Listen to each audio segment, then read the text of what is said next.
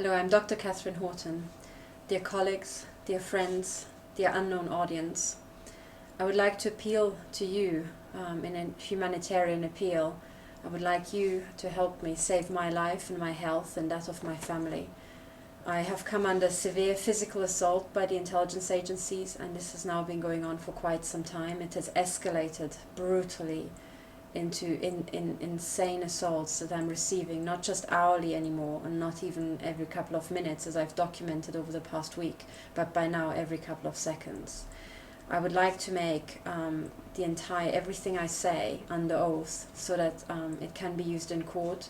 Should I pass away, should my health or my neurological integrity degenerate, which I think is what is actually being attempted here, I am in extreme pain. My head is absolutely cooking as I'm speaking to you, and I would like to essentially make it under oath for that, so that please, in case of my death or in case that I just neurologically degrade such that I cannot express myself to the standard that you are used to from me, I ask you to speak up for me and my family, and I essentially take it up where I left off. But I'm asking you for help, so please, please, please. I am going to do this under oath using the witness affirmation as it conforms with the Oath Act 1978, which is still legally binding in the courts today. So I do solemnly, sincerely and truly declare and affirm that the evidence I shall give shall be the truth, the whole truth, and nothing but the truth. So dear colleagues, most of you don't know, some of you do, that after I left my work at Daisy in Hamburg and CERN in Geneva, I continued working at St. John's College, Oxford, and I became interested in the physics of complex human systems. What happened is that I did a case study on the English legal system, and I attended a high-profile court case to study how the English legal system works, how it can be made more efficient, more intuitive for human beings, and much more user-friendly. I was attending one specific court hearing because it was very long, very high profile, and was taking place in a brand new court building called the Rolls Building in London. And the High Court hearing was Berezovsky versus Abramovich. I attended it for 6 weeks until the end. I was there every day, and I think being there I must have attracted the attention of British intelligence, because I was placed on a surveillance list and I was overtly surveyed pretty much from the first couple of days, I think from the first week. It started with a man waiting outside my home in Oxford in Lackford Road. I would come out of Hartsonet House, walk along the drive next to the parking lot, and as I would turn into the street to walk to the Oxford train station, I would notice a man standing there who would be grinning at me. And then, even though he waited and watched me come up the drive, he would set off walking as I turned into the street. The first day, he would accompany me all the way down to the train station. The next day, there would be someone else waiting who would maybe go halfway. Somebody else would be taking over, and the switchover occurred very demonstratively. So, someone would maybe look up from a phone, stare at me for a long time as I was approaching, then grin at me, and then as I would pass him, he would start walking behind me. Sometimes 5 meters or 10 meters behind me, but walking behind me nevertheless. And then in the very beginning, the switchover was very demonstrative. So the man who had followed me from my home to that point, to the switchover point, would then turn off, sometimes even nod at the person who would take over, or smile or make eye contact, and then turn off or stop and even walk back. So it was done very, very demonstratively. And in the beginning I thought, they're just checking up on me, seeing how I react. The problem was, it hasn't stopped since, this sort of harassment. It has continued for a full 5 years now. So now it has been, its anniversary was in November, and it's now been over 5 years that I've been exposed to this. Through this, I discovered also court cases that are being conducted against the intelligence agencies, because it seems to be the case that this they have made their standard operating procedure. And it's absolutely horrific. It is the Stasi style, Stasi Zersetzung stalking and COINTELPRO stalking and harassment and just psychological manipulation. That is basically has been taken up by the intelligence agencies yet once more. And if you don't have to believe me, I'm just reminding you, dear colleagues, dear friends, and unknown audience, that certainly the past 16 or 20 years have shown us quite starkly that what we can or cannot believe is of absolutely no bearing on reality as it pans out. So what I can also point to, and I shall put a long list of FAQ up online so that the most common questions can be answered. But I can also refer you to the past history of the intelligence agencies, which are essentially just checkered, to say the least. I have, here it is, in my FAQ, I have accumulated essentially, I think it's question number 22 on my FAQ. They would never do something like that, the intelligence agencies, and I've collected all the large-scale crimes by the Western intelligence agencies since the 1930s, since I could find records easily online. And we have every decade, literally cases and programs that have been rolled out to thousands and thousands of people who were infected with biological and chemical agents, experimented on, shot on with microwave weapons. There's the famous case of the ladies protesting in front of or on Greenham Common in the UK. There was MK Ultra, COINTELPRO, mass surveillance, torture, everything. You can find it in my FAQ. And what I'm saying is that the intelligence agencies are not doing anything new. In fact, they are now doing what they have always done.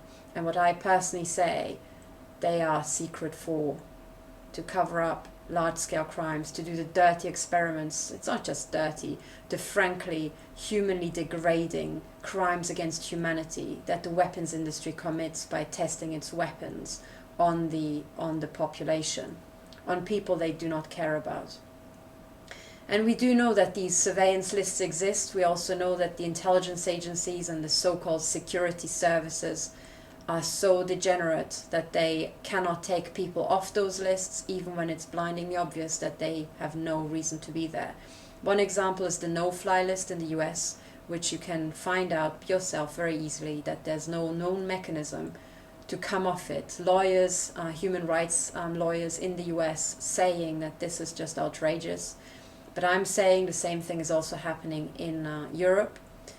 And this is what happened to me. I was placed on a surveillance list, and I came to realize that once you're on a surveillance list, they do not take you off, even if it's blindingly obvious after just a week or a month or 3 months or a year or 4 years that you don't do anything criminal, you're just a normal person going about your life. And then I came to realize that what they do, and I should say I've got evidence for absolutely everything that I allege. I've got rock-hard evidence, and I do not make allegations lightly. But then what I came to realize is that once you're on a surveillance list, they will map out your social network. They'll also sometimes gang up on your friends and your family. And should the social graph of your interactions indicate that you're isolated enough, that you don't know anybody important, they will turn on you and they will do whatever weapons testing they want to do next on you, as well as thousands of other people. So what is happening to me is, it's a wrong question to ask about why would they use so many people just for you. It's not just for me. It's for thousands and thousands of other victims who've been begging for help, as I've now discovered when I became targeted myself and I researched online.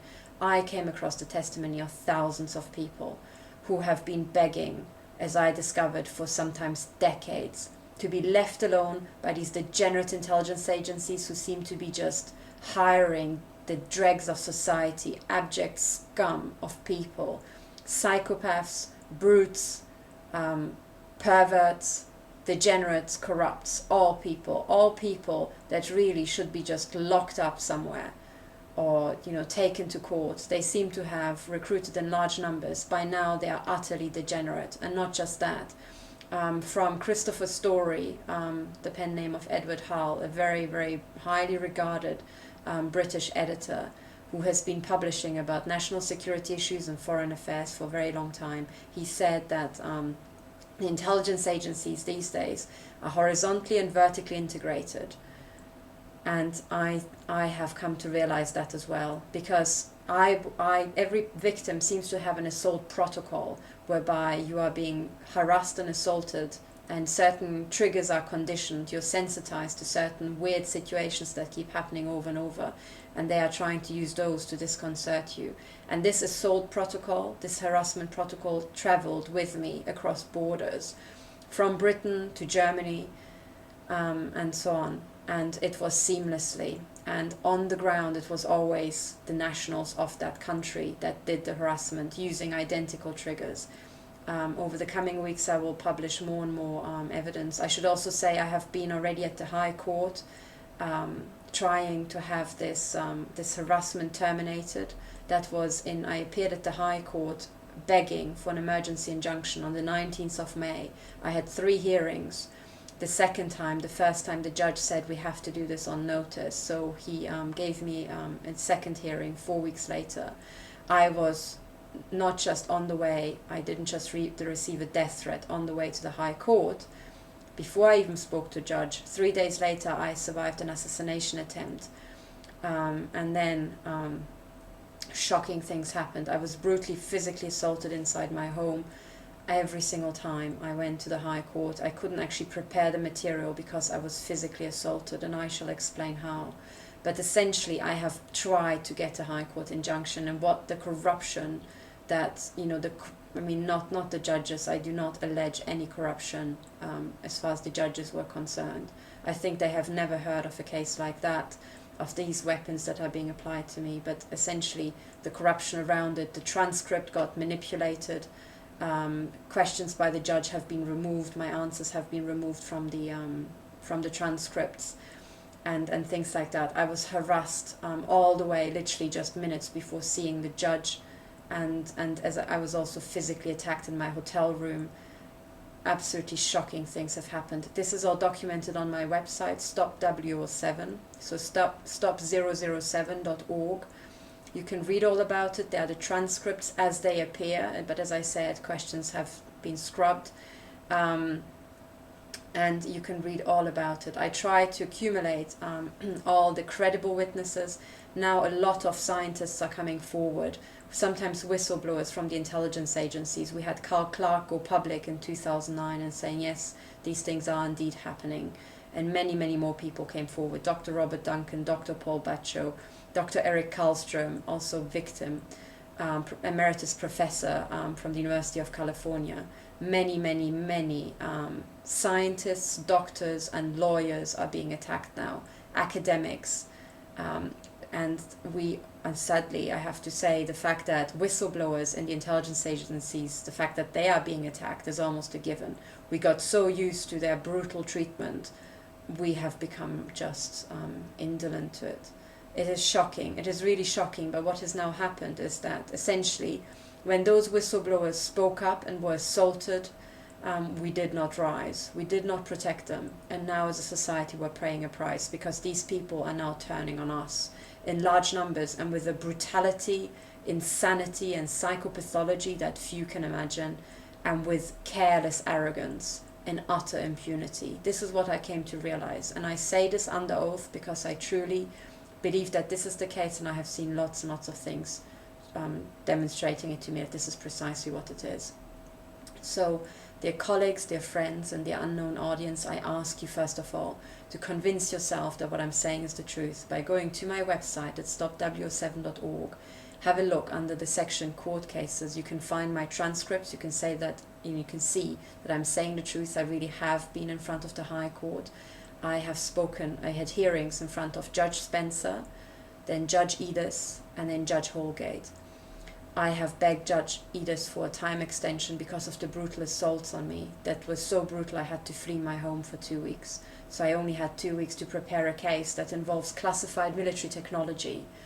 And I did manage to, so he granted a time extension, and after that, in the subsequent 6 weeks, I managed to accumulate essentially 2 bundles worth of evidence. I've submitted an entire bundle of leaked documents, of official documents from government sources, videos about this technology, the technology in action, how it's used, how it affects human beings, to the court. I have given them lists of high-profile victims, But I said my evidence comprises 5 years. During these 6 weeks after my second hearing, with the time extension that was granted by Judge Edis, the assaults on me became absolutely insane. So I had to essentially, in 6 weeks, without any legal support, because no lawyer was ever willing to take on my case, I had to research classified military technology all by myself, whilst being brutally assaulted non-stop. And these non-stop assaults can be conducted on people in their own home using microwave weapons. It is a fact of physics that microwaves pass through brick and concrete, and I think about 50% gets absorbed by it, but 50% passes through. So when the intensity is high enough, you can microwave a human being inside his home by just shining a powerful military beam onto the walls of the house. It punches through and it targets the human being. It is also now public knowledge, and there is also a documentation video or an advertising video from Lawrence Livermore National Lab about the existence of sophisticated modern radar that's very small and compact. The Lawrence Livermore video talks about a box device that you can put on the back of a pickup truck, and which can read out the floor plan of a multi-story building from street level. What they do not say is when they read that out, the floor plan, which means the structure of the walls, the floors, and so on, inside a building, they can also see human beings inside. And this radar technology, which is now cheap, transportable, and light, can be combined with microwave weapons, and this is precisely what's happening. So human beings are being shot at brutally. As I'm talking to you, I am experiencing extremely painful shots to the head, and I'm trying to show them to you. So they happen every once in a while, and what you'll see is that this thing will suddenly jump up to the max. You will, sometimes there's it happens roughly every minute, but sometimes you have to wait a bit longer. Today I have already made a video where you can see this frantically jumping up, literally with awful sound. I'll keep it next to my side and I'll point out when this is happening. But essentially my head has been, and sometimes it's also coming from the other side, so my head has been, there you go, that was a shot. So these are the pulses up. This little device, which I explain in my videos, is a high frequency measuring device. And essentially I did measurements with this. It's very good for visualization. It also has audio input where you can actually hear the attacks. You can hear high clicking. And I have now hours and hours and hours of video recorded about the attacks on me. And now you can also see it's slightly calmer than it was before, because essentially what I've also came to realize that if I make a video in my home, it seems to be the case that the ISDN telephone is being listened in exactly in the way as Kahl Clark, an MI6 whistleblower, confessed. He says that people's homes are being listened into over the phones. And I discovered that when I make a video, a video reaching out to people, the attacks on me were toned down. So I think that's what you can see. You saw one, either they will start shooting again. I have to say, I have been now assaulted the entire day. It is now 4 in the afternoon. My head is cooking. It feels sore. My entire frontal lobe, essentially my forehead and my frontal lobe, feel like they're on fire.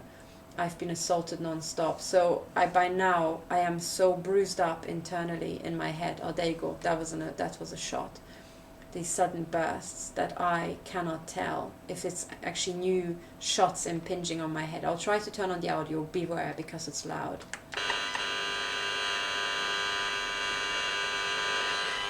So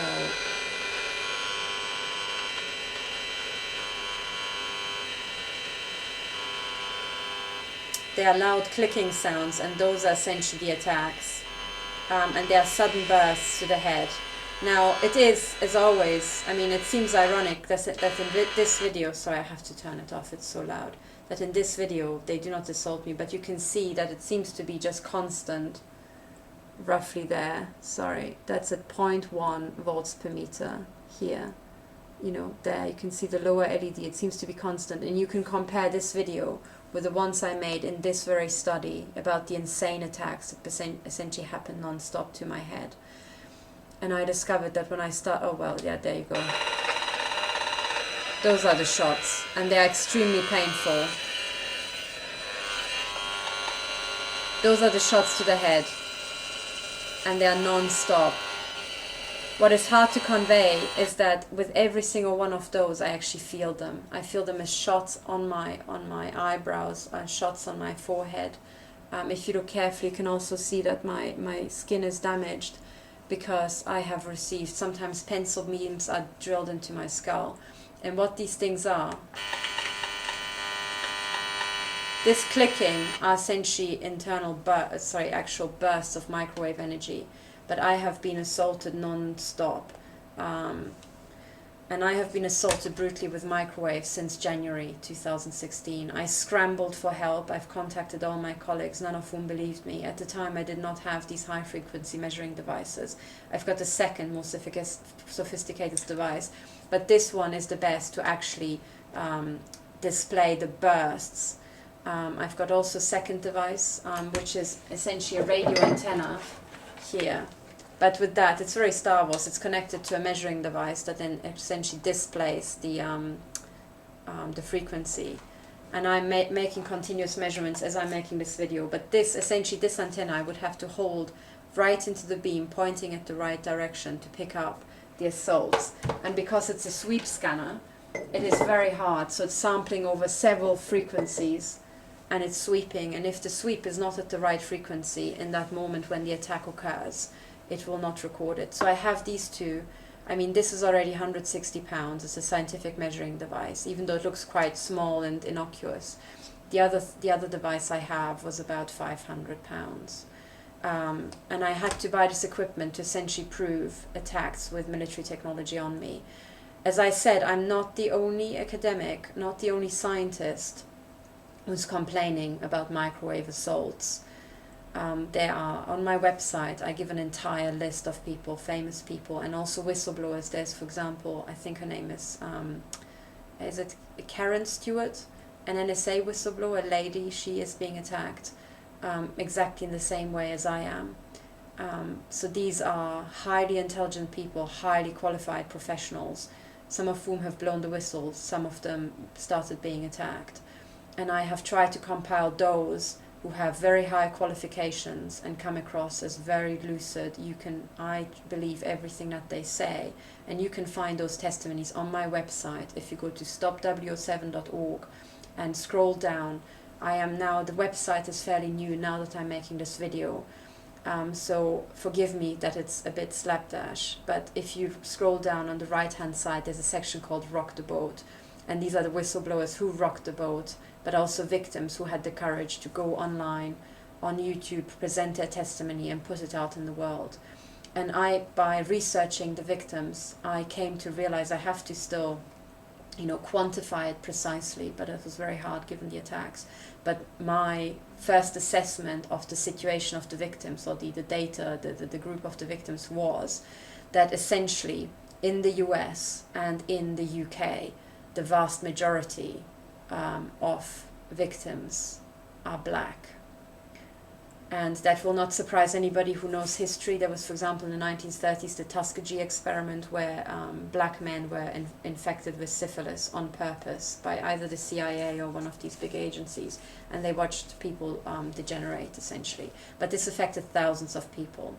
Now, since the 1930s, as you can read in my FAQ, there are many, many thousands of other people as well who have been experimented on. So this is nothing new. But what you can see is just the racist, human dignity denying psychopathology of the intelligence agencies. Also, 70% of all the victims are women. And I will say that again, 70% of all the victims who come forward and claim to be victims of the intelligence agencies, claim to be assaulted with microwave weapons or be gang-stalked, Stasi or COINTELPRO style, are women. And what these poor women are told in large numbers, I think virtually all of them, is that, oh, this is schizophrenia, this is paranoia. Well, I have got news for you, gentlemen. because the intelligence agencies have assaulted so many people now that we have essentially large data sets, statistically significant data sets with ease, and they all show the same. 70% are women, and schizophrenia and paranoia, the sex ratio is actually such that it's predominantly men. So for schizophrenia and paranoia, you can look up the scientific papers. It's about 60% men. I think 58% was the number I found. That was actually pooling numbers from several studies. 58% was men, whereas those who claim to be assaulted by the intelligence agencies are 70% women. So schizophrenia and paranoia as an explanation is out. This is now, out forever. Also in 2009, the whistleblower Kahl, an ex-MI6 agent, went public and said, yes, the intelligence agencies are brutally assaulting unsuspecting innocent civilians with microwave weapons. They irradiate them. They also experiment with other frequencies, radio frequencies that interfere essentially with the brain and can have horrific consequences to the victims. It is also now technically feasible, and I found leaked documents about that, leaked government documents, that there's a large-scale program underway to try to have the human brain decoded and interfered with remotely with electromagnetic waves. And essentially what is being done is that brain signals can be read out with the technology that we have now that is measuring electromagnetic fields and changes in field strength to a very high sensitivity. So you can read out humans' brain print remotely and essentially steer human beings. So for those who are technically versed, this is done, I believe, by Fourier transforming the signal, and then a computer decodes it and then maps it out and maps it to different emotional states, to different actions, to different limb controls, movements. And then this is fed back, the signal is sent back to the brain at such a high intensity that essentially the field generates a current inside the head, an electrical signal inside the head. And you can, with that, remote control human beings. You can steer their emotions, you can steer their limbs, you can sometimes even force them, it's called forced speech, to say things that they do not want to say. You can control a human being neurologically in its totality. And I have evidence for that. And as I said, whistleblowers from DARPA, so the Weapons Research Institute in the US, have come forward and confirmed that. So now there's overwhelming evidence that essentially civilians are being microwaved in their own home brutally. And this is true. This has been confirmed already 7 years ago by their own whistleblower, Kahl. He also said it's being done in many European countries. He also described how blood samples are stolen, and these victims' medical records are essentially used, and these weapons are being essentially tested on them, And I am one of those, dear colleagues, I'm one of those, and I try to get through to people. I have received the usual put-downs that victims receive over and over, but since then also a lot of people have seen sense. I've shown them the evidence, they have changed their mind, and I'm now appealing to absolutely everybody, because what has happened is that I worked flat out. I have been assaulted non-stop every night, every day, every hour since January 2016, overtly, before I was actually irradiated covertly, as I discovered afterwards. But now my health is failing. And I have gone public earlier this week on the Richie Allen show. You can find my interview with Richie Allen, where I came out and I said, yes, I am being assaulted. I'm one of these victims of the intelligence agencies.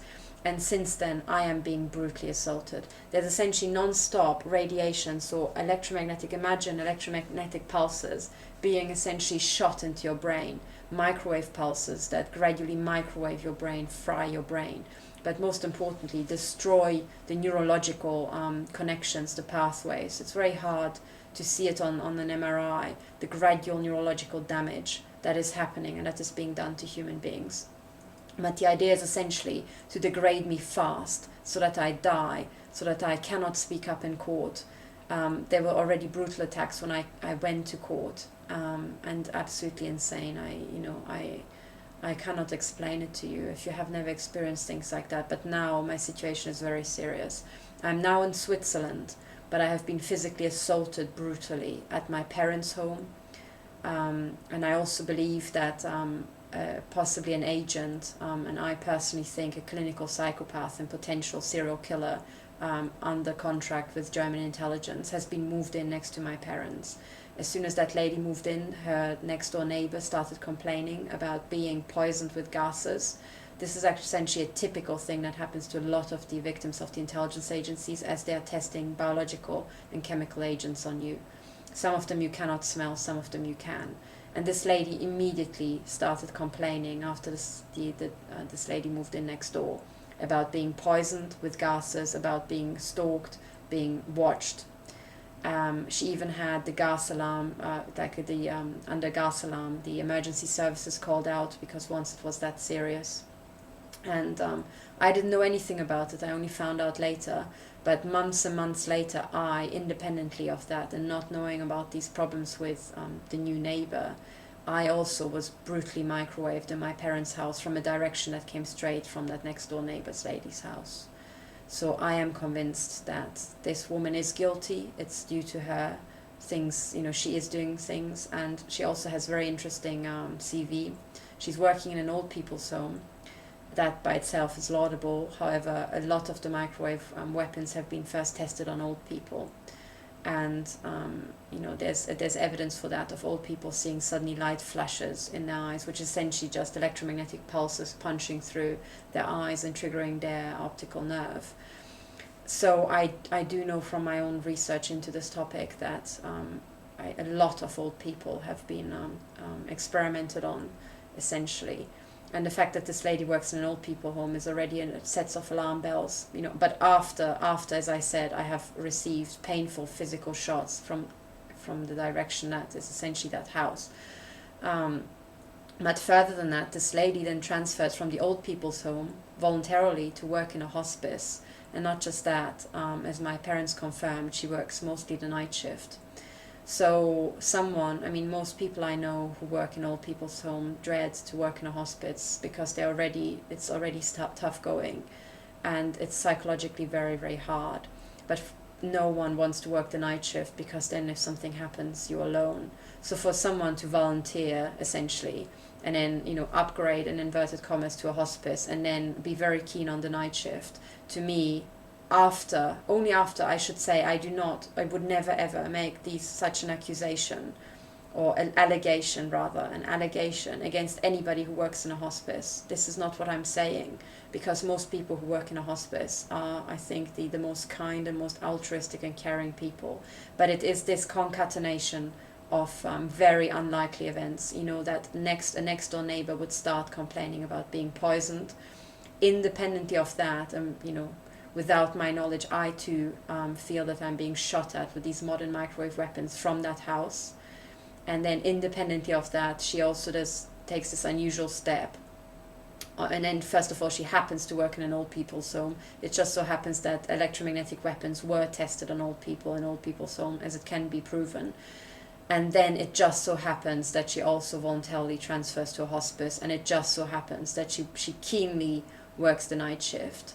Well, I am sorry. To me, it looks like things are being the testing that she did on her neighbors, electromagnetic in my case, and chemical and biological, through the gases on the other neighbor. She might be doing in the hospice on people under the pretext of, and this is not my opinion, people, but under the pretext of, those people are dying already, so it doesn't matter, or some nonsense, disgusting human dignity violating nonsense. And I am not making this up. There have been attacks on my family and friends, some of whom didn't actually understand that this is what was happening. But also my best friend had her flat watched over an extended period by a man. So very unusual things, and these unusual things happen at a very high frequency, so high that as a data analyst I can say that this is not pure coincidence. This is statistically impossible. So the situation I find myself in is that because I attended a court case, I was put on a watch list. The stalking and turned then into harassment. Overt stalking it was in the beginning. It's turned into harassment, into disconcerting scenes being played out, men waiting in front of my home, that has followed me for 5 years. And about a year ago, or actually a bit earlier than that, I started being experimented on. At first I did not notice. I just had weird medical complaints that happened to disappear literally that morning when I then went to see a doctor. Subsequently, strange things happened. Either a blood sample disappeared, or I was demonstratively stalked all the way into the waiting room with the same man waiting for me afterwards, outside, and then grinning at me, turning and walking back to my car in front of me. So very, very dark, disconcerting theatre. I've got reams of evidence for this, videos of stalkers, photographs where my car radio was manipulated and it actually displays the name of the radio channel, which was Energy. That's what I listened to at the time.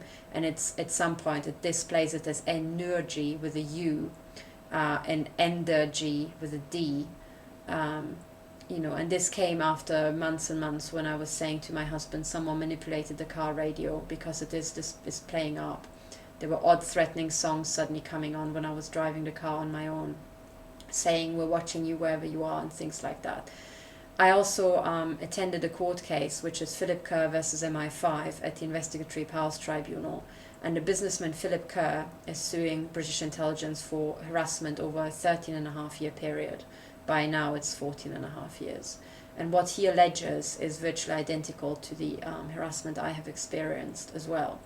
So we're now past this, these accusations of it being schizophrenia, of these weapons not existing, because there are so many women being assaulted that we know it is, impossible that this is all schizophrenia and paranoia, because it's mostly women. But that explanation is out.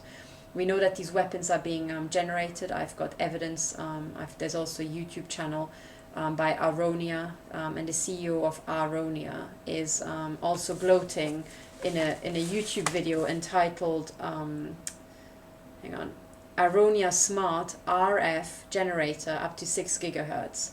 He is essentially, after 2 minutes 30 seconds, gloating that these devices can be used as a jammer. And what he's presenting is essentially a device like that. My device is connected to a measuring, to a detector. But if you unscrew the measuring device and put a little black box there, it essentially becomes an assault weapon, and Star Wars style you can shoot at people and cause pain in their bodies, cause cancer, cause heart attacks. And only a little box comes on, and he is demonstrating it on his YouTube channel. And he says, if you put this on this little black box that we sell, you can use this as a jammer. And then he corrects himself and he says, oh, but that's illegal anywhere in the world. So we don't call it that, we call it a field strength generator. And then he laughs because he thinks he's so clever that he can essentially fool everybody and cover up what he actually sells. But what I'm saying is that these devices are being sold for about £300, for less than a laptop, and they can be used to cause people heart attacks, brain damage, organ damage, basically destroy the cartilage in their joints, cripple their joints forever. And I should also say that over the last 6 months I have received brutal assaults to my body in my home. At some point, they damaged my knee so badly, and I was just sitting at the desk, that I had to seek medical attention. So I have got also medical certificates saying that I do not have a neurological disease. I've got an MRI which shows that I'm healthy. This is not a neurological disease. What I'm complaining, the pain, is essentially as a result of these repeated shots that I'm trying to desperately measure. And there are videos where these little devices go absolutely insane and are just clicking away and just, these are the shots, what you've just seen. That was a shot to the head. But now what I've also seen is essentially, and I don't want to, talk about just measurements, but essentially now, after I went public, essentially the physical assault started in January after there was a Stasi-style break into my home. And I say Stasi-style because nothing of value was stolen. Minor things were stolen and things appeared in our flat. And I had a break-in like that in Oxford during the harassment phase in Oxford, which was 6 months after the end of the court case that I attended. And essentially there I came back to my college flat and I found my cupboard rearranged. Of course I couldn't go to the police and say someone broke in and rearranged my cupboard. So I kept quiet and I just, I thought I'll just ignore it and this will pass. Unfortunately, the harassment, which I now know has been by British intelligence and in Oxford conducted by people who I believe must have been involved with the Oxford Security Service, must have been. These were in Oxford mostly men in their 50s and 70s, or 50s, 60s and 70s. To me it looked like at first sexually motivated stalking. And in retrospect, this is also confirmed by Professor Eric Karlström. He says that he also witnessed senior retired law enforcement stalking him, harassing him. And in my case, I can say that what I saw was essentially what I would flippantly call a bunch of perverted old farts getting off on stalking, young academics in Oxford. I'm sorry about the choice of words, but I really have seen so much that revolts me. And these men who were getting off on harassing me and ganging up on me have harassed me in Oxford every day, almost, or every second day. But they made it, absolutely clear that as soon as I left the house, they were there and they were following me around. They also followed me on my trip across the UK as I was going for sightseeing trips, exploring places like Bath and other places. And the harassment followed me to Germany. And when I moved house to Germany, there the profile of the stalkers changed. It was not like in Oxford, mostly old men. It was essentially all ages, all sexes, but predominantly young people. So early 20s, late teens. And this was also the profile of the stalkers in London, I should say. I have also since then uncovered what's public. It's in The Guardian, essentially, that in 2003 the budget of MI5 doubled. So I can only guess, that they must have scrambled to spend that money and must have gone on a recruitment spree. And as anybody can work out, if you very quickly double a system, quality plummets. And I think they have just recruited the dregs of society and are now running these ginormous organized gang stalking networks that are without sense, without purpose, that are sprawling organizations. And I think every country, for MI5, this is now public knowledge, it's in The Guardian, but I suspect something similar has happened in the war on terror, that's what it should be called. And I'm pretty sure that similar things happen in Germany. So there are many, many things that lead to this runaway process and how what I and other victims observe can be explained. I would say the intelligence agencies have now exploded in size during the war on terror. Their budgets have been increased. These things are being run by men, mostly by brutish, callous men who are essentially professional saboteurs and snitches. One shouldn't expect very high things from them to start with, but I think there are also effects right now that corrupt them even further, and one of them is the fact that these new weapons are being developed, the electromagnetic weapons, in very large numbers by the weapons industry, and they are scrambling for human bodies to try them out on. And I think this is what's happening.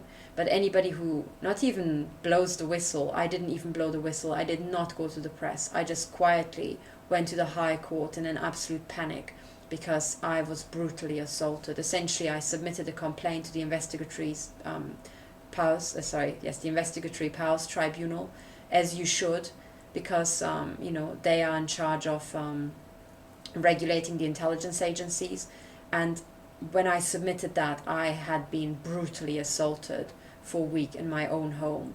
This is pain you feel, painful shots to targeted body parts. Oh, sorry, I'm being assaulted so hard right now. My head is cooking, and sometimes the shots are so hard I feel like I'm about to pass out. You don't see that, so when you don't see this measuring device, you just think, why the hell has this woman got, metal shielding behind her on the wall? And that's because when I take that metal shielding off, the back of my head is being cooked by a transmitter that must be placed at a neighbor's house. And I'm so sorry, I've made a video earlier, and it's the same day as I made the earlier videos sorry, this thing just makes a horrific racket, you know, and you can see that the jumps up. But I'm now severely damaged. I am just absolutely aching in the head. My forehead is burning, because essentially what the intelligence agencies are doing is they are assaulting everybody who comes forward. So I submitted a complaint to the Investigatory Powers Tribunal in, I think I submitted it in April, at the end of April, after for 4 months I was brutally assaulted, and it was pretty clear that this is a human assault, because when I tried to use metal shielding to protect myself, I would just get really violent shots in my genitals, essentially on my breasts. And these sort of sexual assaults, all female victims report. All female victims report sexual assaults. And there you can see the utter degeneracy of these sexually sadistic, psychopathic agents in the intelligence agencies. And I accuse the agencies specifically, just like Philip Kerr, he went up against MI5, because they are the ones who are running the stalker network, the surveillance network. I was stalked across borders. I was also assaulted on planes. And they run this so-called security personnel on planes. Remember the field marshals? Well, it's not just field marshals. It's essentially teenage groups of gang stalkers being run on these planes. And these electromagnetic transmitters that can be used to cause pain can be put into handbags. I think some of them are also handheld devices, and they cause intense pain. I'm now literally, I can feel shots being fired at my throat, which make, you know, speaking very hard. But I am essentially dying. I have now received such an insane amount of radiation dosage. Imagine that you receive so much, you know, you're radiated so hard it hurts. And my treatment, when I was just trying to follow the legal process, has been absolutely shocking. So straight after I submitted, so as soon as I Googled and searched for Investigatory Powers Tribunal, I received such fierce shots that I had to essentially build a bunker around my desk to be able to just operate. And when I then, you know, submitted the complaint to the Investigatory Powers Tribunal, I also submitted a request for cease and desist to German intelligence, the Bundesnachrichtendienst. And after that, I was for the first time microwaved on the back of the head in an airplane. And simultaneously, the young man behind me said, pain on the back of the head in German, as I felt pain on the back of the head. So it's these sort of assaults. I was so brutally microwaved then. My family and I, we flew out to Spain for a family meetup, a weekend in Spain. And in Spain, I was so brutally microwaved at night. Our flat was above a publicly accessible bar, and from below, they microwaved my hip so brutally, essentially it was damaged permanently. To this day, I feel pain. And the fact that cartilage is being, in joints, is being worn or microwaved off with these weapons is reported by several victims, so I'm not the only victim. But then essentially, this was in direct response to me submitting the complaint to the Investigatory Powers Tribunal, the complaint to the Bundesnachrichtendienst. I emailed to the Bundesnachrichtendienst immediately. I photographed the young chap in the seat behind me. I emailed his seat number, the flight number, to the Bundesnachrichtendienst, and I said, what is this? How can this be? I ask you for cease and desist. And I get assaulted by a German speaker inside in a plane. They never replied. The Bundesnachrichtendienst hasn't replied to me to this day, because I think this is a degenerate organization that is so above the rule of law. They think that they can do whatever they want to with impunity. They are not a normal government organization. They are out of control. And essentially what happened is that the Bundesnachrichtendienst didn't reply, but on the flight back, I was harassed by the very same young man in the queue to the scanners, at the airport scanners, in the waiting hall, in the queue to boarding, and he ended up in the seat rows behind me and my husband again. When I tried to photograph it, my phone battery went flat essentially, and my next door neighbor knocked my leg. And when I looked over, I realized that on her phone she had a photograph of my father smiling at somebody in an airplane cabin. And my parents rarely fly. And this was a recent photograph of my father where he was wearing the shirt that he was wearing when he flew out to meet us in Spain on that weekend. So the Bundesnachrichtendienst must have followed my parents, essentially demonstratively followed my parents, photographed them on the way out to this weekend as soon as I emailed them, and then pulled off this harassment spectacle. And the fact that they do this is not just in my head, because Philip Kerr has essentially evidence for exactly MI5 doing similar sick nonsense. And I have evidence for actual concrete evidence for other sick nonsense that they did. So this is essentially the situation. I'm alleging that the intelligence agencies are now so big, so sprawling, so lawless, that they are now assaulting people with microwave weapons in their own home in large numbers. And it's not just the German intelligence agency, it's not just the Swiss intelligence agency who are now responsible for the assaults against me now in my home in Switzerland. It's also British intelligence, but I was also physically assaulted in Spain and the Netherlands and in Italy.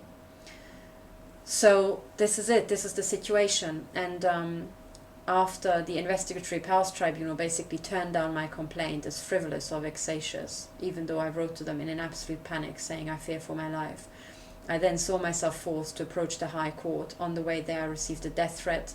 I survived an assassination attempt 3 days later. There were all these Masonic and satanistic symbols appearing. So the day after the assassination attempt, a ginormous life-size black goat appeared on the rooftop opposite my home, on a very prominent place that I can see from almost every window in my home. And this nonsense happened. Then I got harassed and physically assaulted on before and after every hearing. I'm continually physically assaulted in my own home. But I also received a death threat after my third hearing.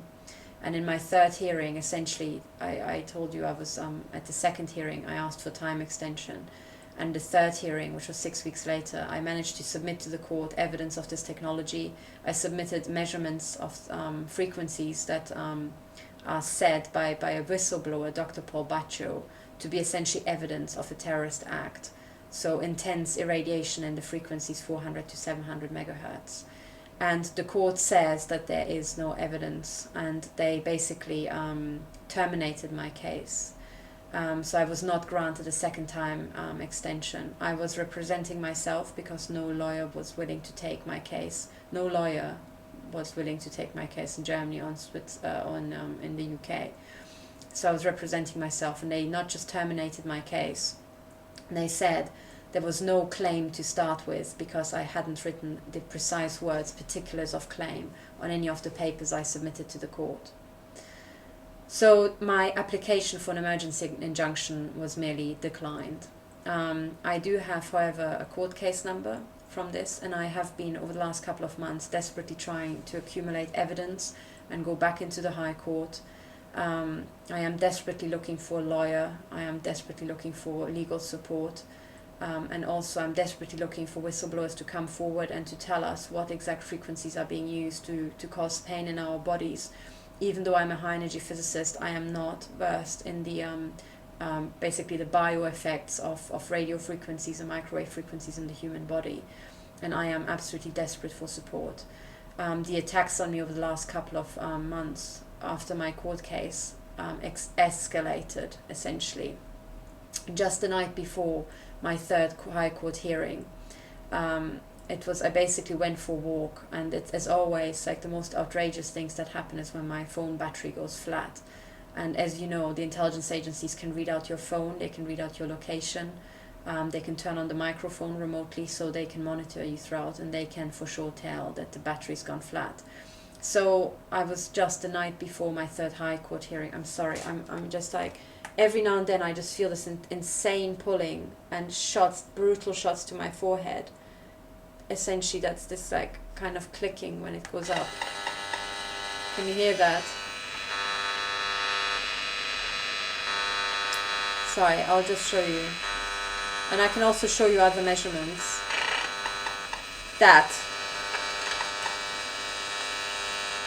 Those are the bursts I received to my forehead, essentially, those brutal crackling sounds. That's not normal. And when the assaults become insane, as I've documented in my videos, there's non-stop crackling. But what it feels like to a human being, because these shots, this is essentially pulses they shoot straight through your skull. I am absolutely at the end physically, and I am appealing to all of you. But I wanted to tell the story of what happened because it's very relevant, and it shows the utter disregard for human life and human dignity by the intelligence agencies, and their specific sexually sadistic and just perverted mocking of defenseless women. They seem to have, we have heard about the child abuse prolifically, and that's, I think, the only thing I heard about whilst I was in, the 12 years I was in the UK. I think the only thing that I heard about the intelligence agencies that seemed reliable was that they were alleged to be running, child abuse rings, child trafficking and child abuse rings. And I believe that these agents have been, through the child abuse, which they are alleged to also commit themselves, essentially being conditioned to turn on the weak in society. And that's what they do. I have experienced that on my own body and in my own case. But before the third hearing at the High Court, my phone battery went flat, and I basically, I'm sorry. It's like, it's so hard. I have to talk in full sentences whilst withstanding essentially a military grade assault. So forgive me if I don't, I just phase in and out, and I lose my thread, because when these electromagnetic pulses get punched into your brain, your neural circuitry gets triggered and your thought gets essentially thrown. And ultimately what's actually being done on me is essentially lobotomy, microwave lobotomy. So my prefrontal cortex is being burnt out bit by bit and slowly demolished by these repeated shots. So this is really urgent, and I'm holding my side because I also received painful shots into my ribs, into my kidney. There's an online video of the actual moment when they damaged my kidney, and I burst out crying. This is because during the night I receive insanely painful shots. Shielding is nigh on impossible and very expensive if it has to be done efficiently. So what I have is aluminium shielding panels and aluminium behind me, just in a desperate attempt to block out the most pernicious effects of the essentially microwave guns. But it's impossible. My head is degrading. I have got, it's ever harder to speak, to write. I've got difficulties writing, but I have at the same time an MRI showing that I'm healthy, and a neurologist who says that cannot find anything wrong with me. So to return to what happened, because this is significant, at the in London, the night before my High Court hearing, my battery went flat, so I flew to London and I went to the hotel. My phone died, so I put it into the charger, but I felt right.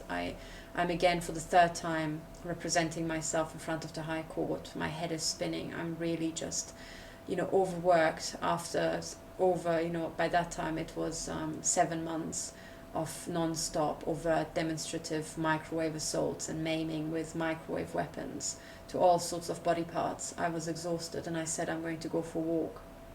And this was fairly late in the evening, and it was about 10 o'clock when I left, and London was very lively, so I felt safe, and I walked down towards Trafalgar Square and past the National Portrait Gallery.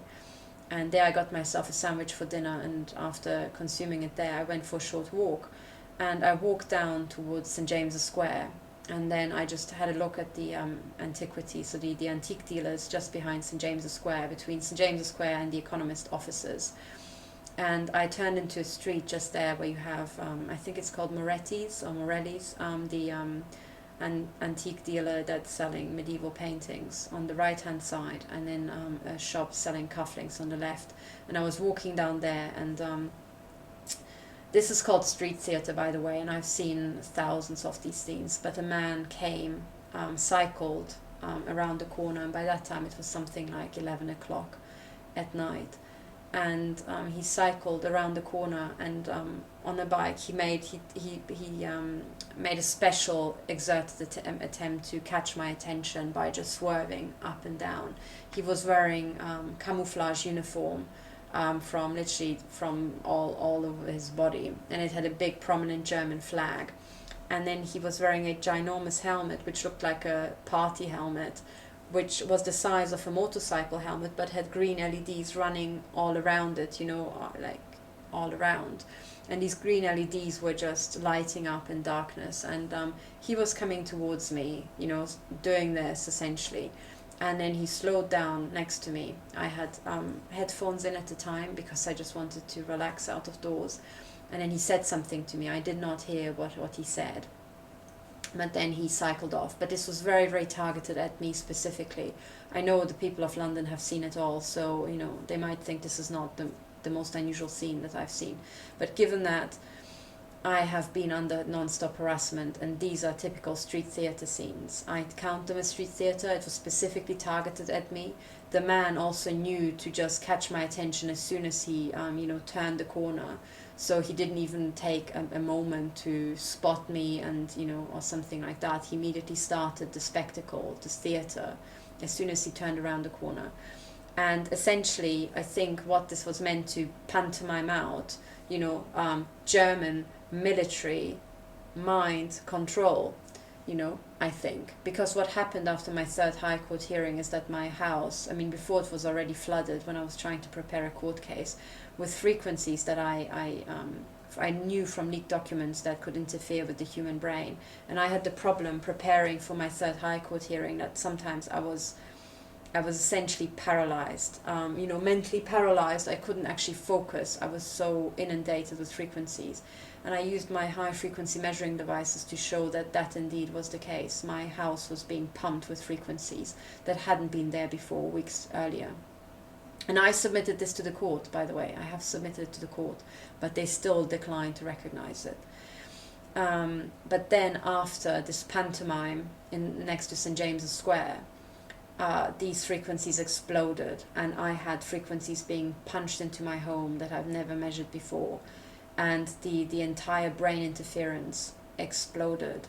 So I have been under sustained military grade assault essentially ever since, and it has become ever more brutal and psychopathic, and also other, it's like, if I look back at the last 5 years of what happened to me, the physical assaults were getting, first of all, was just stalking, getting ever more demonstrative, ever more overt. Eventually there was a break-in into my home. And by the way, about the overt stalking in the UK, the legal team of Philip Kerr uncovered that essentially it might be the reason for it being mostly overt is because RIPA, the Regulation of the Investigatory Powers Act, RIPA, only covers covert surveillance. So when it's overt surveillance, RIPA doesn't apply to it. So imagine, this is the sort of absolute nonsense. By the way, the Philip Kerr legal case is square brackets 2015 EWHC 934 round brackets QB, so Queen's Bench Division. This was Philip Kerr versus Attorney General, and that's how the court case started. So I have spoken to Philip Kerr after his second hearing, which was in front of the Investigatory Powers Tribunal, and he has confirmed, you know, the outrageous assaults that happened against him and the harassment. And he also showed me evidence on his phone. But now I have been essentially, you know, since then under non-stop military assault. My head is specifically targeted. It seems to be a neurological degradation program. So the stalking is very much the Zersetzung, the Stasi-Zersetzung, which means disintegration program that I've experienced. And it seems that now, in the 21st century, they've upgraded it to neurological Zersetzung, using electromagnetic weapons for that. So essentially what is being done to you is electromagnetic or microwave lobotomy remotely inside your own home. You don't have to believe me. You can see evidence for yourself that these weapons exist. They have been reported over and over. And now thousands and thousands of victims are known everywhere around Europe. So this is the situation, dear colleagues. I am appealing to all of you. This is what happened to me. And this is now an appeal for your help. I am asking all of you to help me. And what I need specifically is that you write to the people who can change this. I have reported this to the police. The local police didn't want to investigate. I've reported it to the German federal police, the Bundeskriminalamt, and they have essentially returned my letter. Sorry, it was here a moment ago. Oh yes, here. This is my case. This is the Bundeskriminalamt, and that's their letter. And they essentially said, you know, even though I was assaulted everywhere across Germany in different states, and this is international crimes that happened in Germany, followed her abroad, you know, and it's international crime, multi-state within Germany as well. The Bundeskriminalamt is in charge, but they essentially sent back my letter, my physical letter here. And you can see how the staple has been ripped out and restapled to their letter, which is this. And their last sentence is, please refrain from writing to us again. So that's the size of the cover-up. Meanwhile, there's just, certainly I have found reliable evidence for dozens of known victims which have complained about electromagnetic assaults by the intelligence agencies for decades. And on top of that, thousands of victims are said to be known in Germany. So it's pretty clear that the Bundeskriminalamt knows, they just don't want to investigate. So I'm now appealing to all of you. I'm really, really desperately fighting for my life and my well-being. I am absolutely desperate, and essentially I don't know what to do. I really, really don't know what to do. I'm appealing to all of you, and could you please help me by writing to the people who are actually in charge of this? The people who I have gone up against British intelligence in my court case, because this started in Britain. I have been assaulted in Britain just in October. It's the same assault protocol that started in the morning in Switzerland, has followed me in to England, and essentially the person responsible for overseeing the Foreign Intelligence Agency is Boris Johnson. He's the Foreign Secretary. So please, could you write to Boris Johnson and ask for the assaults against me to be stopped, please? So he can be contacted by email at fcocorrespondence, all one word, at fco.gov.uk. So this is the Foreign and Commonwealth Office. If you want to write a letter, a physical letter, the address is King Charles Street in London, SW1 A2AH. Boris Johnson, the Foreign Secretary. Then also the other person who is in charge of the assaults, you know, because my husband who's a British national, is also assaulted at night. I regularly put my hand above his head, and very agonizingly painful microwave beams are being shot into his head as well. So the person who's in charge of that would be, Alex Younger, who's in charge of the the Secret Intelligence Service. They are the ones who have connections. In The Guardian, Sir John Scarlett has been saying, if not gloating, that SIS is one of those few organizations that can be relied on doing an effective job anywhere in the world. Well, maybe they can be relied on taking my name off a list and stopping assaults against essentially a British national and his wife in their own home. Alex Younger and at SIS, the Secret Intelligence Service, can be written to. They don't have email, it seems. Only a PO box, and it's PO Box 1300 in London, SE1 1BD.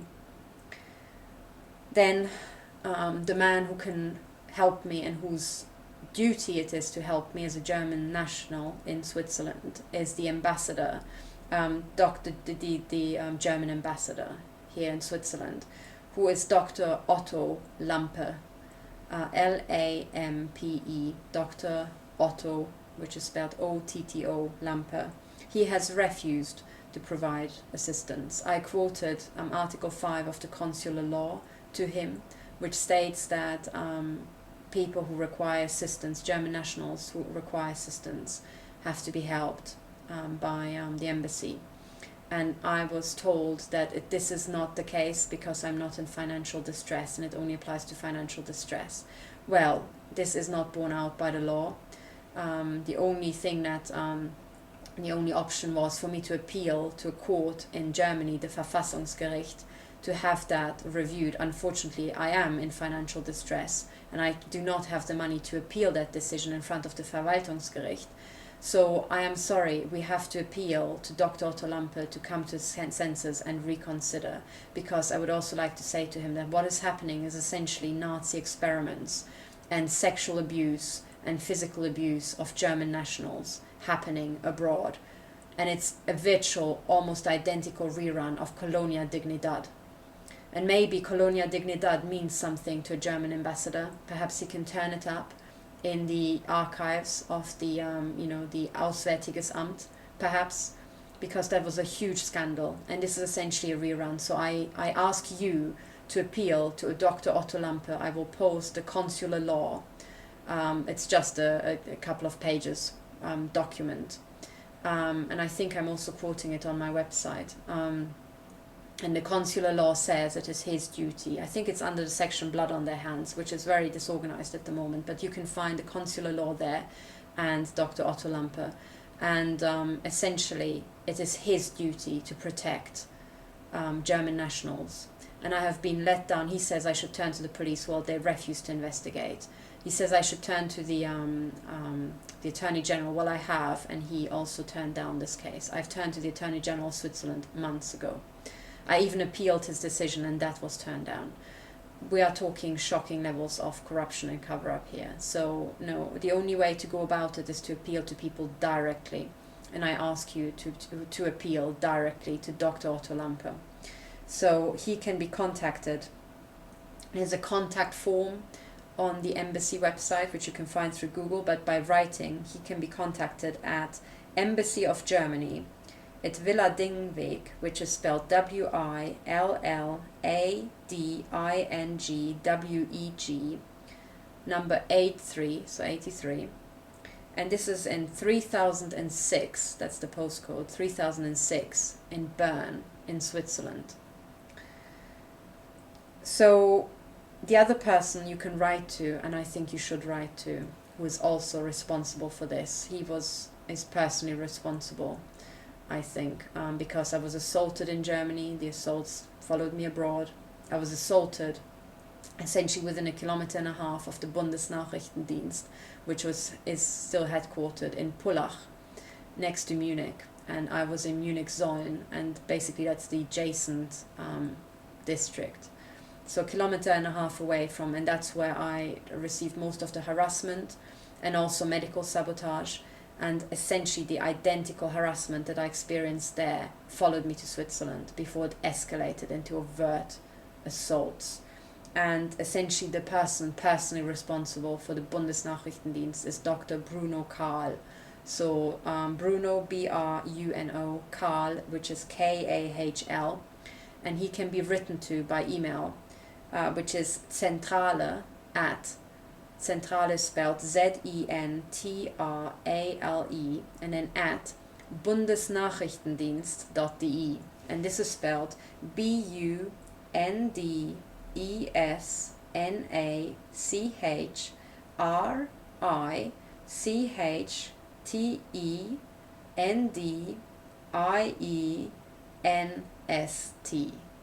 Bundesnachrichtendienst.de. So, it is essentially these four men, it is always men, isn't it, that have to kick into action for these physical assaults to be stopped. There are claims that this is not the intelligence agencies. Well, this is disinformation. It is the intelligence agencies. It is, first of all, because it is the intelligence agencies who are running the ginormous sprawling network of surveillance systems, so actual human intelligence, as it's called, Humintel, across all the cities, the motorways, the train stations, the airports. And it is what we call organized gang stalking. In most cases, it's that network. Essentially, they have got access to that. There was also harassment on flights, harassment by border control guards, harassment by police officers, but also using modern weapons. And the only organization that can make police officers harass a person that are essentially above the police, and have got access to modern weapons and access these stalking networks, are the intelligence agencies. So this is it, essentially. I ask you to please, do this for me, because today has absolutely scared me. Every single night I wake up and I'm being physically damaged more and more and more. And this is not to be joked with. These people cannot stop themselves. The only thing that they can do is exterminate people, torture them to death, essentially. And that is it. So I ask you to please, for my sake, write to these 4 men. Boris Johnson, the Foreign Secretary, ask him to make MI6 stop the assaults on me. I was assaulted inside the UK. I think MI5 is in charge of that. That's Andrew Parker. You can write to him as well. But right now I'm abroad. I'm in Switzerland. And my husband is a German national, and he's also assaulted in his sleep. So please write to the Foreign Secretary. The German ambassador, that's his job to get this sorted. Alex Younger, he's the head of SIS. They can get on the case. They can apparently do an official, very efficient job, and they can run around in other countries and, help turn things into rubble. So maybe they can also track down 4 microwave emitters, that maybe they have themselves planted. And Dr. Bruno Kahl, who's the head of the Bundesnachrichtendienst. I'm a German citizen, it is also, maybe he can swing into action and protect my life. And this is essentially it. We have a situation where we seem to have a rerun of the Gestapo, and these intelligence agencies are out of control. Now, most people say is, oh, it's not the intelligence agencies. No, it is. It is the intelligence agencies. They are now interconnected. They are now morphed. We know that for a fact. And what I ask you to do is to please write to them, because this is about protecting my life. And at the end, I will also show you another set of measurements, which is essentially, earlier this year in spring, Dr. Paul Baccio went public claiming that essentially civilians are being assaulted with with frequencies from cell towers that are it just wanted to restart the computer, so it's so typical. So what you're seeing here is this high frequency measuring device, this blue antenna that I showed you here, that is being read out by this computer here. And what you can see is now the scale here is this baseline that is minus 100 going up to 0 dBm, and the frequency is 100 megahertz to 4 gigahertz. And Dr. Paul Baccio in spring 2016 blew the whistle on the fact that frequencies between 400 and 700 here, 400 and 700 megahertz, that's essentially between this line and this line. So this ginormous structure here that you can measure here, see measured here, the certified measurement of frequencies in that region constitutes an act of terrorism. I think this is what he said. And you can see this ginormous spike. This is at 560 megahertz, and this has been pumped into my home non-stop. And this rise here is essentially just this rise is just after 400 going up. And the frequencies in this region are being switched on and off, and usually the entire region is filled. But there's this ginormous hump, and this kink here, this is at 700 there. So roughly there. But as I said, I've got measurements where this entire region is filled. And look at the amplitude of this thing here. Meanwhile, the mobile phone signal, the GSM 900, is marked by this white square, and that's essentially this hump here. That. So we've got signals being punched into my home that, are much higher than the mobile phone signal here. And this 560, you can see this well around it. Well, this well is not there all the time. I can show you measurements where this is just filled up entirely. In fact, I can show you now. And then, of course, you have these frequencies here at between 2.6 and 2.8 megahertz, large spike, and a ginormous pedestal. But sorry, I shouldn't say the word ginormous. It's enormous. This, very large pedestal at 2.9 gigahertz, going just below 3 gigahertz. So now let me show you measurements. I will show you scans that I just did recently. I can literally pick any of these scans, and you can see here a measurement, which is a screenshot where the 400 to 800 is here, and you can see the entire region filled there, identical to the mobile phone signal. And these frequencies are essentially considered brain interference frequencies, so synthetic telepathy, remote brain interference frequencies are being hammered into my home. And I can show you essentially what this looks like here. I'm clicking my way through recent screenshots. So I can also make histograms and many other things. But you can see these, you can see these things just being pumped into my home non-stop. So much about evidence. Forgive me, let me just put this up.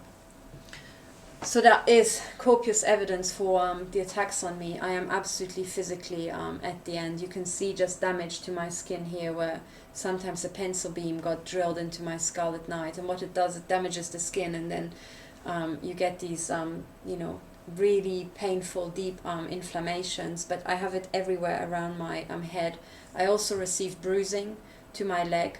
And I'm sorry, whilst I'm talking, there also seem to be just brutal shots, because I'm just, I can't actually, there you go. Did you see, these are the shots, and these shots have been punched here into my neck, essentially, that's why I'm holding it there. And these assaults essentially continue non-stop. And it is extremely, extremely difficult to withstand that, because essentially I'm being attacked with military technology. And what I have to do, I'll also show you my office. I had to put microwave shielding above me, so I've got beautiful pictures there that I haven't seen in a month. I have to put this is 12 layers of aluminium wrapped around the moving box. And I have to have this here because up there's a neighbor. And when a solicitor returned my call, I got shot in the head so brutally I nearly passed out. Literally from that direction. So I have to have this up, and this is repeated several times. Then I've got a passageway to go through, and then there's shielding all around here, because from these angles and also up there, I do have a gap, but maybe this is where they're shooting through. I've no idea. But essentially, it's very, very hard to insulate your office properly. From that gap, usually it's not here at the back of the head that I feel the pain. It's like here and at the top, and so sometimes people are assaulted from satellites, but sometimes also just from neighboring homes, and it's very, very hard to tell what it is. But essentially, I'm now on this neurological Zersetzungsprogramm. Most of these painful shots I receive to the head, and it's essentially to the front as well. But there also other brutal things have been done to me, and it's almost like these intelligence agencies just get ever more brutal. And then people also, it sounds absolutely insane, but what it seems to be the case is that the intelligence agencies simply just turn on people, and at night they come into the home, and Kahl, the whistleblower, also confessed that they would be pumping anesthetic through the letterbox or through under the door, and then come in. And people also reported that they ended up with just scars on their body, like microsurgery, and these scars are very, very fine because it's done with a laser, and then they ended up with implants. And essentially this is it. So I've got a video which I've just made a couple of days ago, which you can see. Now it is healed up, and I woke up with a ginormous, sorry, not ginormous, I keep saying it, sorry, it's like one of those things, with it's not that big, but it's a scar on my eye, which when I just look normally seems to be exactly right here. And I just woke up with it. I just woke up with this fine scar, and after that my left eye I can't actually use properly. So I had pain above my eye, and it just feels very, very sore, whereas the other side just feels normal. This one feels very, very sore, and it almost feels like It's not right. And what essentially the weapons industry has done is that they have these small bionic things that they can put into your eye and literally just read out what you're seeing. I'm not making this up. I am not making this up. There's evidence for that to have been done, and people are being implanted but also infected with nanoparticles against their will. And this is then used to test microwave weapons on them. So this is what I want to say to you by now. My family and friends have been assaulted. I have got reason to believe that an agent of German intelligence has been moved in next to my parents, is most likely irradiating my parents. And I would almost allege, it is possible that, and I have, I really have fear that this person might also be conducting experiments on unsuspecting helpless people in the hospice where she works. But I have for sure been brutally irradiated from her house, and that is essentially happening. And since January, so I had basically a second Stasi-style break into the home, and when I said to my husband, right, that's it, I'm going to report it to the police, moments later I was for the very first time overtly assaulted with microwave weapons. So essentially my foot was burned and the beam was guided along my body up to my knee. It turned into intense joint ache, but when I reached down with my hand, I essentially reached into the beam and the pain transferred from my knee to the back of my hand. And I reached in with the other hand and essentially it transferred again to the back of my left hand. Just reaching into the area where the beam was, and I waved my hand around and I could tell that there was somewhere a beam.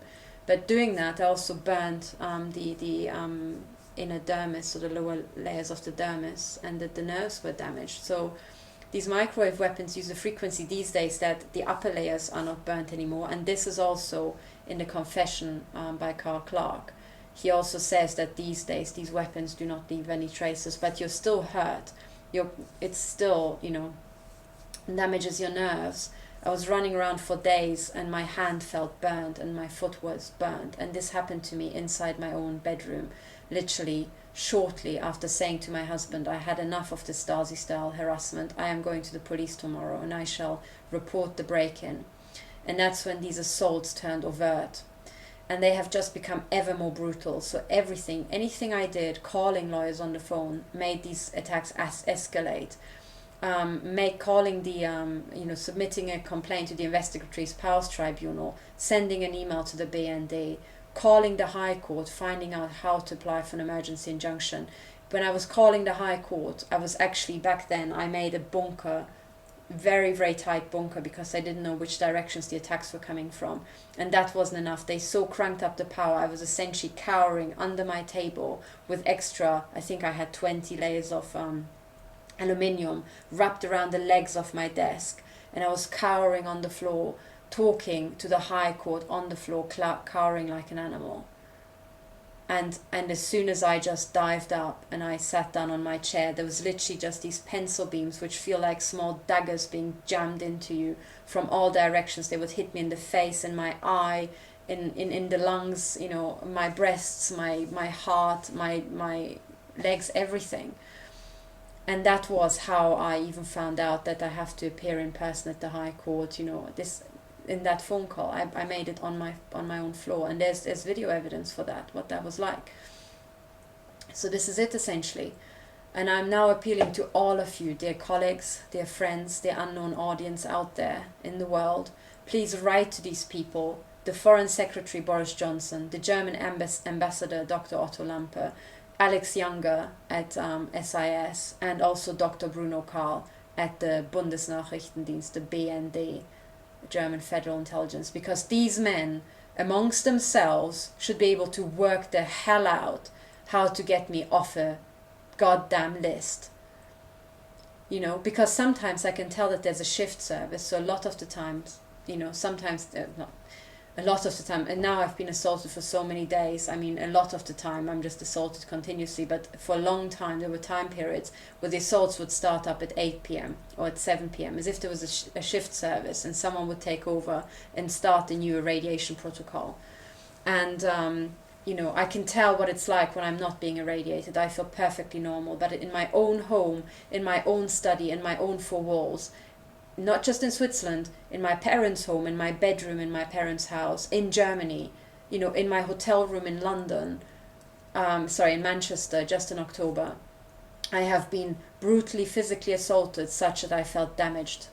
I felt damaged after the assault. I felt damaged the next day. This is total neurological Zersetzung, essentially, because the intelligence agencies, even decades before I started being targeted, were doing large-scale weapons testing on the population. And these men are so psychopathic and so degenerate that they are treating other human beings in society, other citizens with human rights, with equal human rights to them, as cattle. Literally as livestock to be experimented on. That is the truth, and that is what I allege, and hand on my heart, everything I said is the truth, as I said it under oath. So please help me, because this is serious. Now I cannot function in my own home anymore. For months I couldn't actually access my own living room. I couldn't access my own dining room or my kitchen without being shot in the face, because we've got big windows and these degenerates are shooting from neighbors' houses. The satanic goat that appeared the day after the failed assassination attempt appeared and is still there on a neighbor's house. A black, life-sized satanic goat. I also got a death threat after my third High Court hearing, and that was an actual phone number recorded on my mobile phone. I have got evidence for this.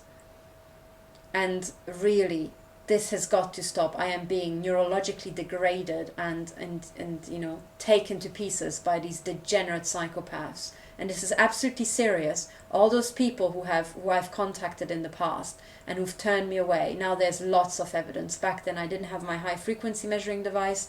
Dr. Paul Baccio hadn't blown the whistle. So much stuff wasn't there to present you, but now this is all there. My website is at stopwo7.org. You can find a lot of stuff there, a lot of evidence I haven't put up there, but I shall make available. And I'm asking you, I'm begging you all, help me save my life. This is a humanitarian appeal. It's already a world premiere that, someone received a death threat and survived an assassination attempt, a young woman, by British intelligence, for court case. And I'm sorry, no one does intimidation theatre and next to St. James's Square without MI5 knowing. It's one of the most surveyed areas in the entirety of Britain. So this is MI5, this is MI6, this is British intelligence and is responsible for it. And they put me on a list back in 2011. That was November 2011 when I started being overtly assaulted. Sorry, I keep getting shot in the eye. They just go for whatever damages you the most. But this is it. The court case is there. Even back in May, I have been begging the High Court to grant me an emergency injunction against these degenerate psychopaths. And since then, I received such an insane radiation dose. It is just impossible to survive. These are cancer weapons, people. They see tumors. They degrade you neurologically so that you cannot speak, you cannot function. You become a vegetable. A programmable vegetable. And this is what they're testing on human beings now.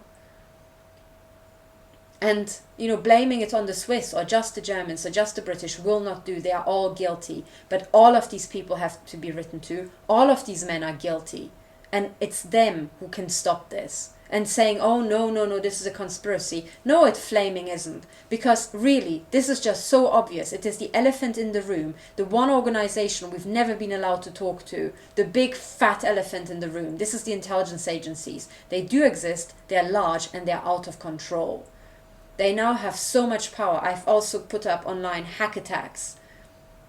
Actual live hack attacks that you can see exactly in the time when I'm being shot in the kidney, and shot in the head at night. Those videos are all public, and now I beg you all to help me, because I'm at the end. I am being physically disintegrated. This is a world premiere that in Europe, citizens are begging for their lives, since the Second World War, I should say, right? But we've now have got the Gestapo situation. We are being, in our own home, we are being brutally assaulted by the security services. Remember Gestapo, Geheime Staatspolizei, Secret State Police? By the way, the BND grew out of the Gestapo. But now they've returned to their roots. You know, they just had their 60th anniversary. I don't know, is that maybe some revival or something, like the Gestapo Renaissance that you've just launched, or what? Dr. Bruno Kahl. What the F is this about? And, you know, and this is serious. And frankly, unless you speak up, unless you, dear colleagues, at DAISY and at CERN say, no, you will not assault a particle physicist. She's one of us. I changed fields. Sorry, I also tried to launch a startup. So I'm not in high energy physics right now. But I was there with you. I am a high energy physicist, a trained high energy physicist like you. I published papers alongside you. I'm asking you as humans, as colleagues, as friends, to please help me protect my life, because these systems are out of control. These men are out of control, and they don't respect anybody unless we all lock ranks and say, this is not happening in the 21st century. Never again. That's why in November we commemorated the dead of the wars, of all the wars. We all wear poppies every single year, lest we forget. So let's not forget. But then it's not just remembering it and having it in our heads, it's also getting up off our asses when this stuff happens. So I'm asking you specifically, all of you, and I'm also asking the Director General of CERN and of DAISY, because those institutions, especially CERN, was founded after the Second World War so that never again are people rounded up and essentially murdered and maimed in large numbers. And I'm telling you, this is what's happening now with the microwave weapons. And everything that will be uncovered the coming years will prove that what I'm saying today on the 9th of December 2016 is the truth and nothing but the truth. But I ask you all, especially my colleagues in physics, to please research this yourself. You know the physics, you understand the physics, you can convince yourself that these weapons exist, you know, and your professional voice is needed to speak up, to save my life. And I'm asking specifically the Director General of CERN, because your organization was founded so that we all cooperate internationally, so that never again things like that happen. I am asking you now, this is an actual emergency. This is an emergency appeal. So do not do, dear colleagues, what I've seen sometimes being done, which is essentially men of a certain age scrambling, not to solve the problem, but to find a way, to explain it away, to drop it under the table, or find excuses why they personally do not have to do anything. I've seen that over and over, and I had to fight those very men, you know, I'm referring to, amongst others, to have stuff done. But this is now serious. Human lives are at risk. They are being maimed. Humans are being maimed and tortured in their own home. This is confirmed by Dr. Robert Duncan as well, by many others, by Dr. Paul Baccio, by Professor Eric Karlström, by the NSA whistleblower Karen Stewart, many, many more. And so many other people, you know, who are equally suffering, but are not high profile enough that, you know, their name dropping would snap you into action. I mean, how disgusting is that? On my website, I also linked the desperate testimony of other victims. A lot of the victims are in the black community, as I said, in the UK. In Germany, it's mostly foreigners. Surprise, surprise. And that's why I'm attacked as well, because I'm not just a woman, I'm also a foreigner. So in the eyes of the Bundesnachrichtendienst, I must be just the lowest scum, even though I'm a German citizen. So stop the excuses, dear men. Stop the excuses, because what we're now at is on Twitter, on YouTube, people are pleading for their lives. And what I find is over and over women, wonderful women, who have to fight against their own militaries and their own so-called military intelligence, doing this bullshit. Because you're either doing it yourself or you're too incompetent to stop it over several years. Either way, it doesn't look good. So even if you find a way to explain it away why this is not you, it still looks bad. I'm sorry, gentlemen. You can't be the all-seeing eye and then claim ignorance. This is not possible. So get on the case. and have it stopped, because essentially what we have is women and children having to fight the military. Like, what is this? What sort of end state degeneracy is this? Have you in the intelligence agencies that's just taken and tested so many drugs on yourself and just, maimed and tortured and fucked so many children that your brain is utterly gone? Because that's all I ever read about the intelligence agencies, ever. Really, pull yourself together, all of you. And all of those colleagues who are really high professionals, your professionalism is now called upon. Not just for me. It is for thousands of other women and children as well in Europe, everywhere. In England, in Germany, in Switzerland, but in many other places who are being tested upon by these ruthless men. So I'm now appealing to all of you. This is now the final call for sanity, really. And literally the ground under us is collapsing. I shall make videos why these electromagnetic weapons are the biggest threat to national security, should it not be obvious to any, even the last idiot on the planet why this is the case. I can spell it out. But essentially what we now have is that civilians and women like Britta Jacquard, who's been tortured to death. She was pleading for her life, and the German police in Bavaria ignored her over several years. They just mutilated her even harder. Bit by bit, her organs got damaged, she developed jaundice and many other complaints. And she was treated, literally, as if she had been dealing with Nazi death camp guides and, wardens. It is disgusting.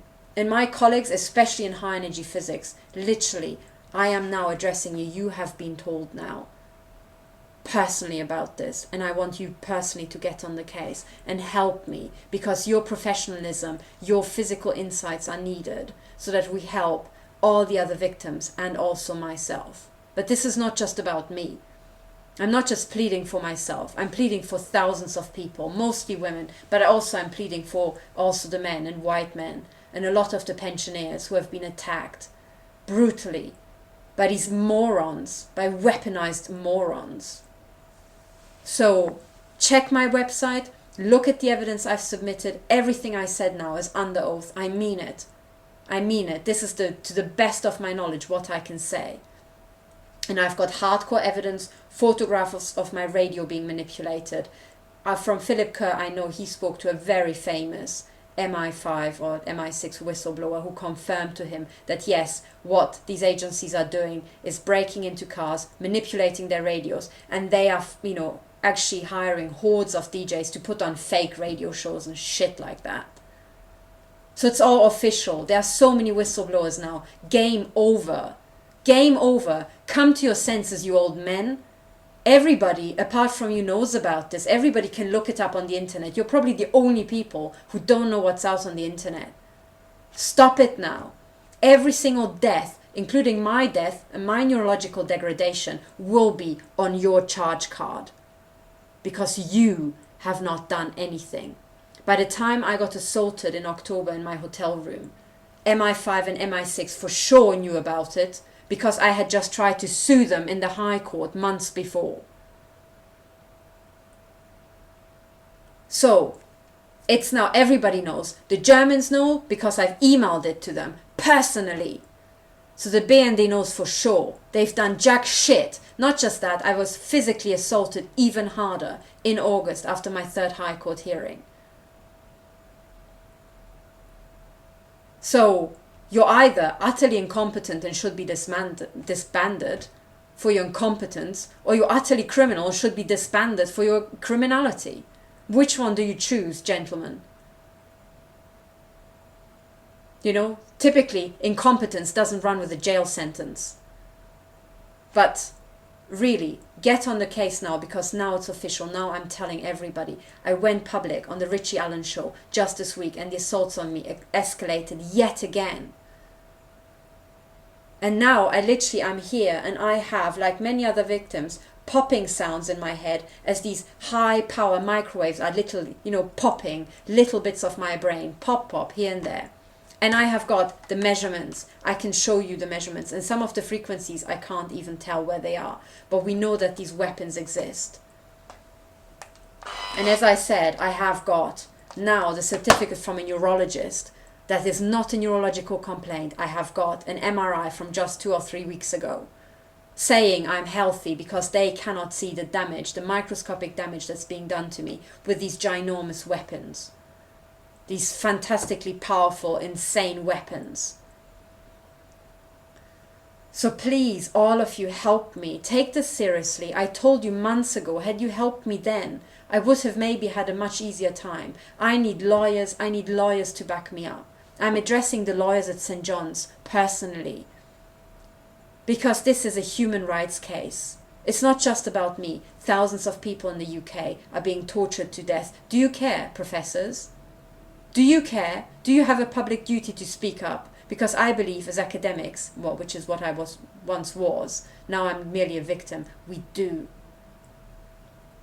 Because we are those few people in society who are educated enough and well respected enough so that when we speak up, our word counts.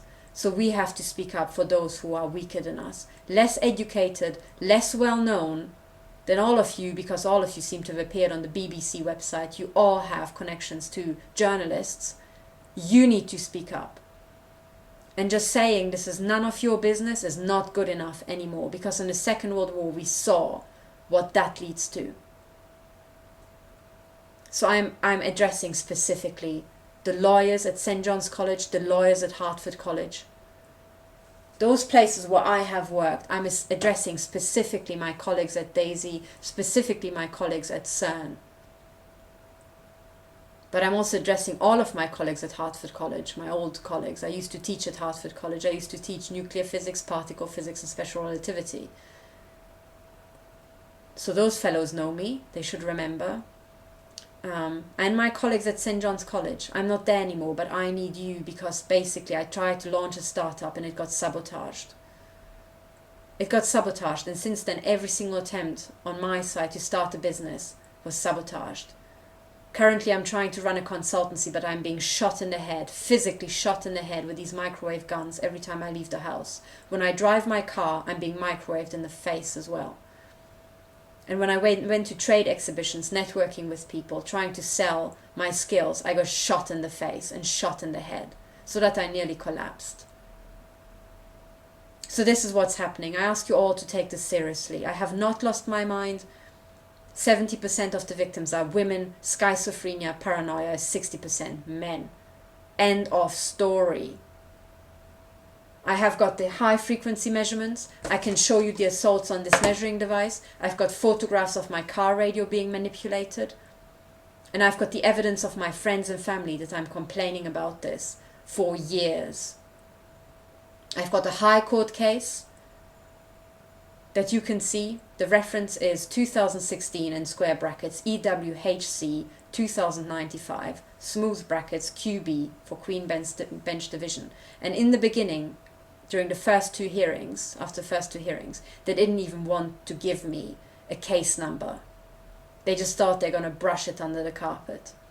The transcript got manipulated, as I said. But now I've got a case number. Now I can refer it back to them. And now I can show that already in May I was desperately begging the court for an emergency injunction against these murderous, psychopathic bastards who are out of control.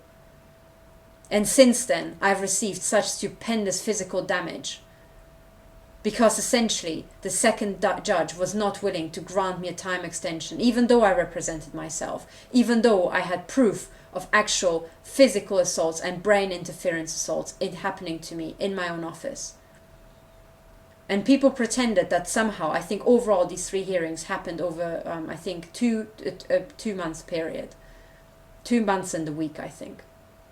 And within 2 months, someone who is continuously physically abused is meant to research classified technology, find other victims, make a court bundle, not knowing the first thing about English law, represent themselves, and then the High Court judge, Judge Holgate, can't give me a second time extension, and he says so much court time has already been wasted on my case. What?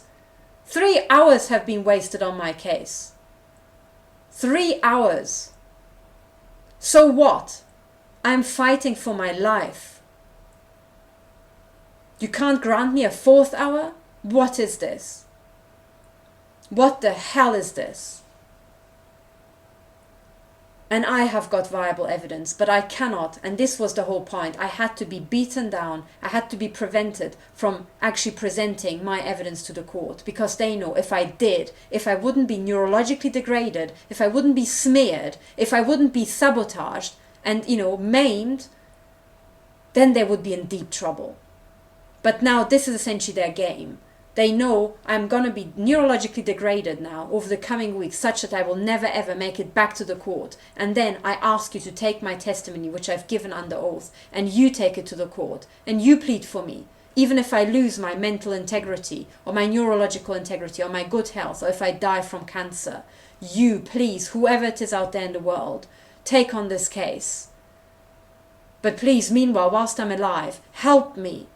Help me, dear colleagues, friends, and unknown audience, whoever you are, please help me. Please, please help me. I'm fighting for my life and my health.